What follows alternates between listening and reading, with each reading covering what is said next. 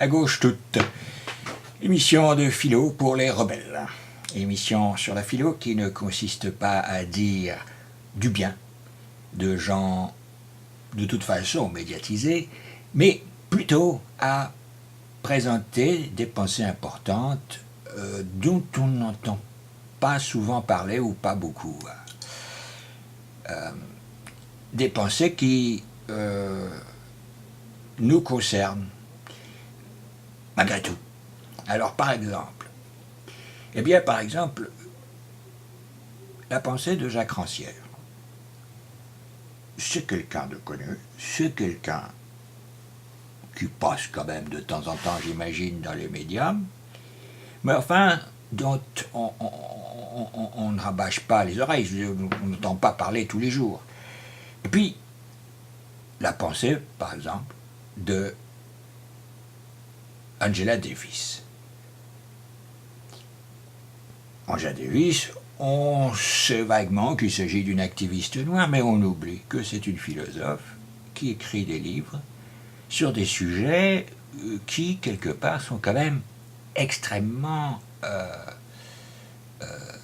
évocateurs, parlants. Je veux dire, elle traite particulièrement, par exemple, de l'attitude du féminisme blanc par rapport à la ségrégation raciale ou par rapport au féminisme black ou par rapport... Elle montre, si vous voulez, cette histoire, elle décrit l'histoire du mouvement féministe avec ses contradictions. Alors, un petit fait concret, par exemple.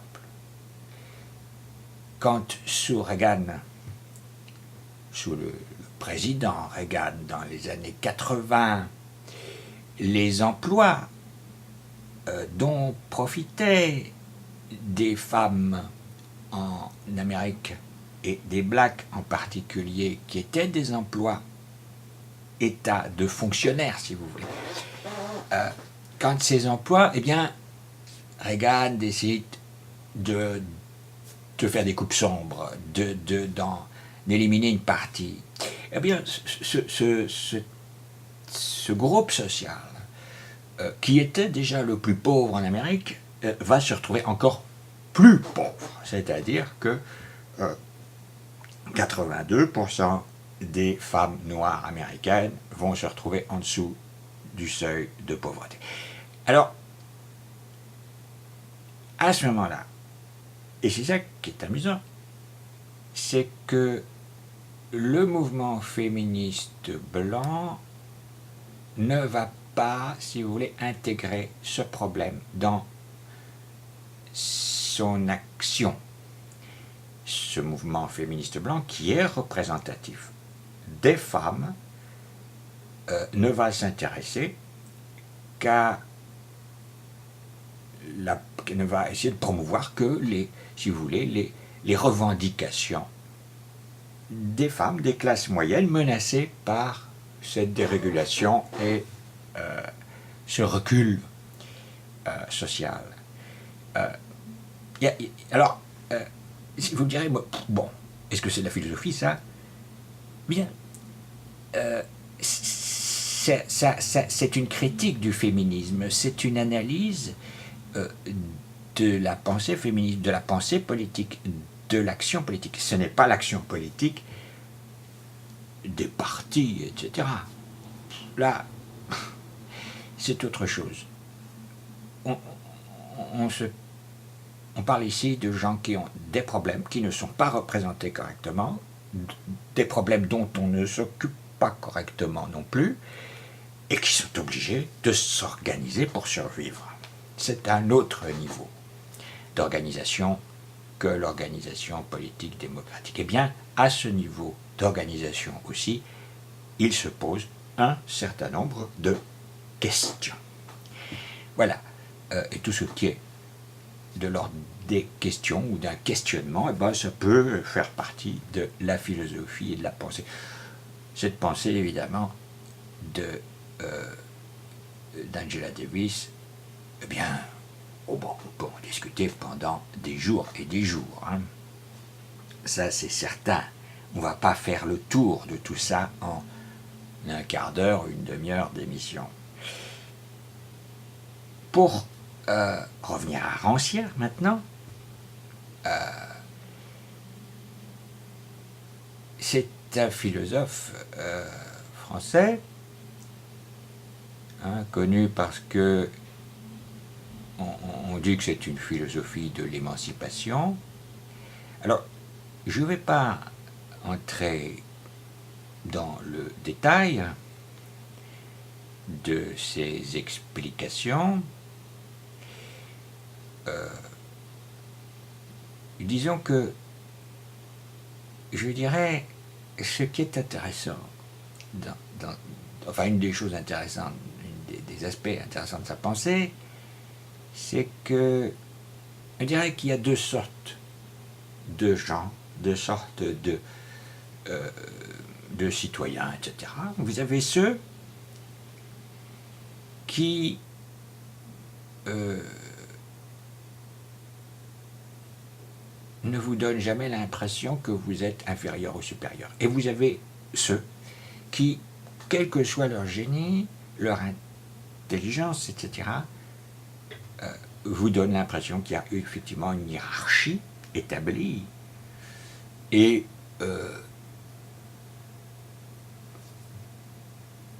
des rapports d'infériorité et de supériorité. Alors, dit comme ça, alors, Rancière s'interroge sur cette égalité. Je crois que si on pouvait dire que cela, il s'interroge sur cette égalité. Il essaye d'en définir les contours. Ce qu'elle veut dire, comment ça marche. Et il l'analyse dans son rapport avec l'enseignement, dans son rapport avec les médias, comment les médias, comment ça fonctionne, le fonctionnement des médias. Il écrit un livre sur la télévision, les médias. Il a écrit un livre sur l'enseignement. Il a écrit un livre aussi, évidemment, sur le chômage et le travail, qui s'appelle La Mésentente, je pense. Voilà, alors, ce sont des pensées qui vaut la peine d'analyser en profondeur, je dirais, mais à notre aise, calmement. Pour cela, il faudrait qu'on soit plusieurs, qu'on débatte, que je ne sois pas tout seul, et qu'on débatte correctement, à notre aise, qu'on pose des questions, qu'on se dise tiens ça, voilà. Et qu'on se dise, voilà, là, dit ça dans ce livre-là, voilà, etc. Bah, c'est pour que aussi le spectateur, le téléspectateur, il ait des repères, qu'il puisse se dire, ah, ben, je peux retrouver ça là, effectivement. Oui. Voilà, ça c'est à gauche toute, émission de philo pour les rebelles, hein, essayer de présenter des pensées qui essaient quand même de nous donner quand même des repères, des trucs qui ne sont pas, je dirais, de la propagande, hein, parce que de la philosophie qui est de la propagande, il y en a aussi, c'est même la grande majorité de ce qui s'appelle et qui se définit comme cela, pour qui se dit qui s'appelle et qui se présente comme de la philosophie, hein, et qu'on présente et qu'on admet, et que tout le monde considère qu'il y a de la philosophie, eh bien, la grande majorité, la grande partie, c'est la propagande. Hein. On ne va pas rentrer dans le détail. Vous avez un petit livre sur le dégagisme qui vient d'être publié. C'est un petit collectif belge qui a publié ce livre. Enfin, il y a des Français là-dedans. Il y a beaucoup de Français, hein, en Belgique, hein, qui nous expliquent des tas de choses. Hein. Eh bien, dans ce petit livre sur le dégagisme, il y a un langage qu'on pourrait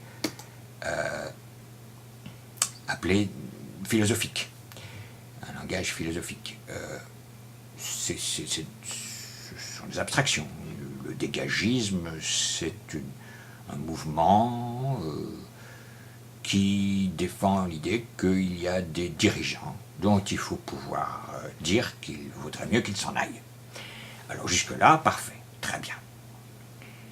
Le problème peut-être, c'est effectivement le manque de précision de ce discours qui fait que, eh bien, finalement, on va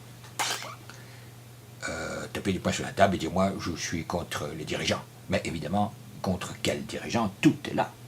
Est-ce que ce sera contre des dirigeants que personne ne critique, ou très peu de gens, ou une minorité, ou uniquement les peuples qui sont concernés par eux, mais qui n'ont rien à dire? Est-ce que ce sera les dirigeants qui ont le soutien de nos dirigeants? Est-ce que ce seront nos dirigeants? Ou bien est-ce que ce seront des gens que tout le monde critique, enfin que les médias en tout cas critiquent depuis toujours, nos gouvernements, nos dirigeants critiquent depuis toujours? Finalement, ça, c'est pas tellement précisé. On va peut-être... c'est une pensée... Je veux dire, on est là dans un cas, dans une situation où on a une pensée qui n'est pas complètement, je dirais, achevée. Et le danger d'une pensée qui n'est pas achevée, c'est qu'elle peut être utilisée à d'autres fins que celles qui l'a fait naître. Et alors, évidemment, cette expression dégage, qui a été rendue célèbre parce que c'était le slogan de prédilection des Tunisiens, du peuple tunisien, lors du mouvement qui a servi à chasser le dictateur Ben Ali du pouvoir, eh bien ce mot, finalement, il devient un emblème. Il est mis sur une sorte de piédestal, on le met un peu plus haut que les autres, on en fait une sorte je dirais, on enrobe, on le maquille, on le grime pour le présenter, pour qu'il fasse moins peur peut-être, parce que le mot dégage, ça peut faire peur, ça pourrait faire peur de dire dégage. Dégage à des gens qu'on passe son temps à encenser, à flatter, etc., qui ne comprennent pas ce qu'on leur veut. Hein. Dire à M. Paulson ou à M. Bernanke dégage, dégagez. M. Guitner, dégagez, dégagez. Ça ne marche pas. Ça ne marche pas. Le dégagisme ne marche que dans des cas précis. Et il faut dire lesquels. Quelqu'un comme Angela Davis vous dirait le dégagisme, hein, ça marche, mais vraiment dans des cas très limites. Quand un dirigeant est vraiment très critiqué, mais que, si vous voulez, très critiquable, et qu'en même temps, les grands médias ne sont pas très intéressés à le protéger. Hein, les médias eux-mêmes font du dégagisme à l'égard de toute une série de dirigeants qui, eux, par contre, sont adorés par leur peuple. C'est pas si simple que ça, hein, le dégagisme. Je veux dire, organiser une forme de dégagisme qui pourrait marcher dans des pays occidentaux, hein, comme la France, comme l'Angleterre, comme les États-Unis, c'est pas simple. Le mouvement Occupy Wall Street, c'est du dégagisme, mais c'est un mouvement extraordinaire avec des très grands intellectuels, notamment Angela Davis. Mais bon, ce n'est pas parce qu'il va dire dégage à M. Geithner ou à d'autres conseillers financiers de la Maison-Blanche que ces gens vont partir. Ils ne se sentent même pas concernés.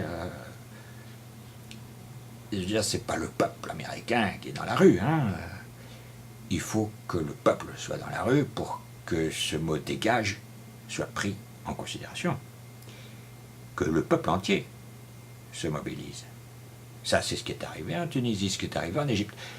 Mais c'est pas ce qui est arrivé, ce qui arrive aux États-Unis, où vous avez vraiment une extrême minorité. C'est pas les 99% qui sont dans la rue. C'est même pas 1%.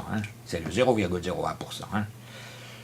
Alors ces gens-là, quand ils se dégagent, ils ont peut-être de très bonnes raisons de le dire, mais ça ne marche pas. Ça ne marche pas parce que les médias, qui brassent des informations et qui s'adressent à 85% de la population, elles, elles parlent toujours de M. Paulson comme de quelqu'un qui est très intelligent et qui fait son métier et qui fait son boulot.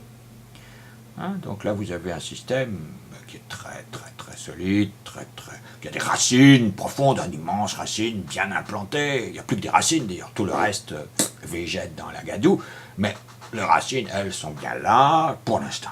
Alors on se dit, ces racines-là, comment est-ce qu'on va les sortir? C'est pas simple. Eh bien, faire un livre sur le dégagisme, disant oui, le dégagisme c'est l'avenir, le dégagisme ça marche, etc. Mais ne pas procéder à toutes ces explications, ces nuances, ces restrictions, ces réserves, ne pas faire de réserves ad hoc, ne pas finalement délimiter clairement la question. Eh bien, ça c'est de la pensée médiatique, ce n'est pas de la philosophie.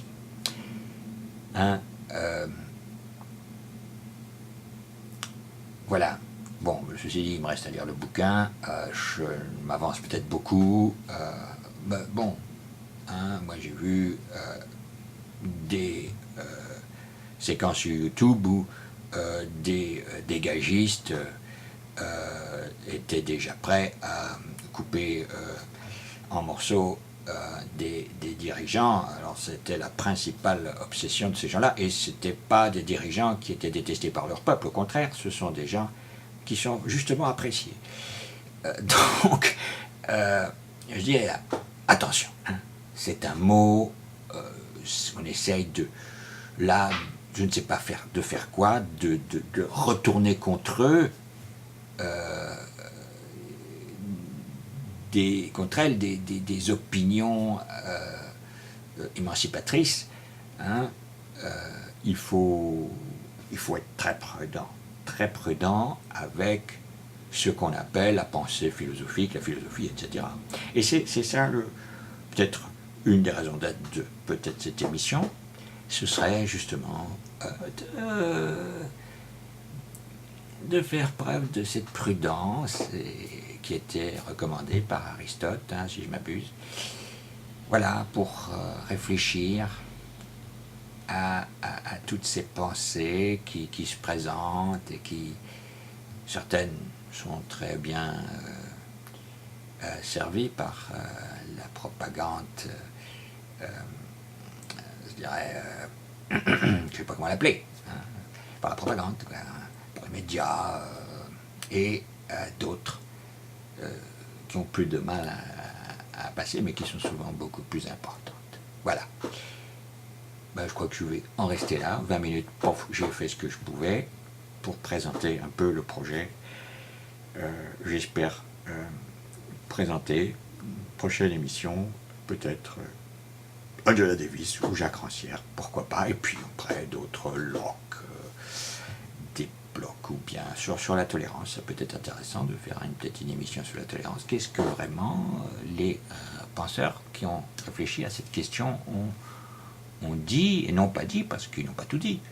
Ils auraient peut-être pu dire des choses, on aurait pu ajouter des choses qu'ils n'ont pas dites, qu'on aurait bien fait d'ajouter, mais bon.